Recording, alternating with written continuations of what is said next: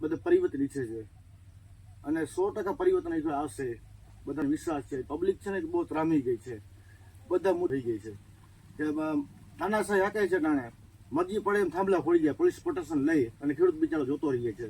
પહેલી વાત તો એ બરોબર. અને એની મોંઘવારી અને નાના વેપારી રોજગાર, એમાં લગભગ 18 છોકરા જેટલા ભણેલા એજ્યુકેટેડ છે ને એ રોજગાર અને ખેડૂતને કઈ આપે તે નથી. આ મારા સામે જ છે, બધા થાંભલા પડ્યા છે નજર સામે. અને આંદોલન કરે તો એને ધરપકડ થાય છે, એને અટક કરી દે અને ભાવ કાંઈ આવતો નથી. જીરાનું ક્યાં હતો અને અટાણે શું પોઝિશન છે, જીરા હાથી બેઠા પડ્યા, મગફળી ક્યાં આવી ગઈ છે, કપાસ ક્યાં આવી ગયો છે. હવે આ સંસદ બનશે તો ખેડૂતને બધે ઉમેદ છે કે કાંઈ સારું કરશે.